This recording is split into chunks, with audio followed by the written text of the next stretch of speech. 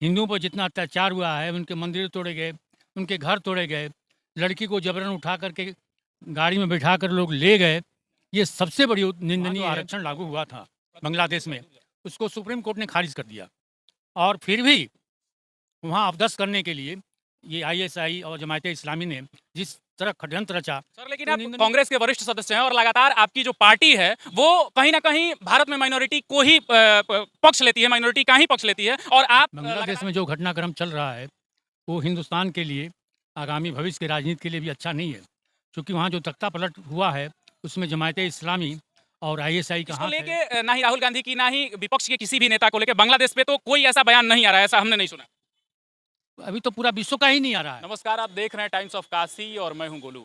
अभी हम मौजूद हैं बिहार के सासाराम जिला मुख्यालय पे। हमारे साथ कांग्रेस के जिला के वरिष्ठ सदस्य, जिला के जिलाध्यक्ष और कांग्रेस के कुछ कार्यकर्ता मौजूद हैं और कुछ समाज के बुद्धिजीवी लोग मौजूद हैं जिनसे हम बात करेंगे, जिनसे हम ये जानेंगे कि बांग्लादेश में अभी जो लगातार हिंदुओं पे हमले हो रहे हैं, लगातार जो हिंदुओं के साथ दुर्व्यवहार किया जा रहा है, वहाँ के माइनॉरिटी के साथ जो दुर्व्यवहार किया जा रहा है, उसका भारत पे क्या परिणाम। सबसे पहले तो मैं ये जानना चाहूँगा सर कि आपका मतलब आप कांग्रेस के वरिष्ठ सदस्य हैं, आप जो अभी वर्तमान परिदृश्य में बांग्लादेश में जो चल रहा है उसको कैसे आप देखते हैं?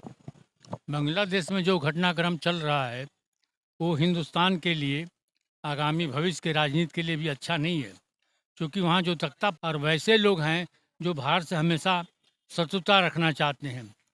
इस घटनाक्रम में हिंदुओं पर जितना अत्याचार हुआ है, उनके मंदिर तोड़े गए, उनके घर तोड़े गए, लड़की को जबरन उठा करके गाड़ी में बिठा कर लोग ले गए, ये सबसे बड़ी निंदनीय है और इस पर भारत सरकार को प्रबल विरोध करना चाहिए और कड़ा एक्शन लेना चाहिए। आगामी जो राजनीतिक प्रभाव पड़ेगा, इन लोगों के शासन लोकतांत्रिक का रहेगा, उसका असर अच्छा नहीं दिख पड़ता है, मुझे ऐसा लगता है। सर लेकिन आप कांग्रेस के वरिष्ठ सदस्य हैं और लगातार आपकी जो पार्टी है वो कहीं ना कहीं भारत में माइनॉरिटी को ही पक्ष लेती है, माइनॉरिटी का ही पक्ष लेती है और आप लगातार ये कह रहे हैं कि हिंदुओं के साथ जो वहाँ पे गलत हो रहा है, तो आप कहीं ना कहीं अपने पार्टी से अलग दिख रहे हैं। जी नहीं, अभी जो सर्वदलीय एक बैठक हुई थी जिसमें हमारे राहुल गांधी प्रतिपक्ष के नेता मौजूद थे, उन्होंने कहा कि इस मुद्दे पर हम सरकार के साथ में हैं।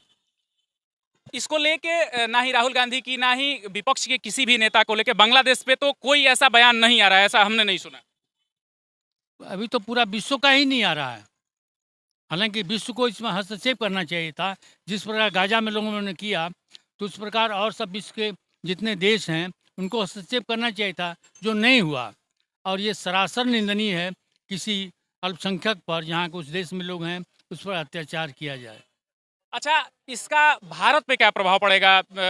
इस पे इस घटना का, ये जो लगातार जो दुर्व्यवहार किए जा रहे हैं, जो भी ये घटनाएं घटित की जा रही हैं वहाँ के माइनॉरिटी के साथ, जहाँ की भारत में हमारे यहाँ माइनॉरिटी को तमाम प्रकार के सुविधा सुरक्षा दिए जा रहे हैं। हर साल बजट पास किया जाता है, उसमें स्पेशली माइनॉरिटी के नाम पे कुछ पैसे पास किए जाते हैं, जो कि उसमें और कोई अदर रिलीजन या अदर कास्ट का कोई उसमें इन्वॉल्व नहीं हो सकता है, उन व्यवस्थाओं का, उन सुविधाओं का लाभ नहीं उठा सकता है। तो इन सब चीज़ों को लेके ऐसे, तो फिर इसके सीधा विपरीत ऐसा बांग्लादेश और पाकिस्तान में लगातार ऐसा क्यों किया जा रहा है? इस पे आप कैसे, किस नज़र से देखते हैं इस चीज़ को आप?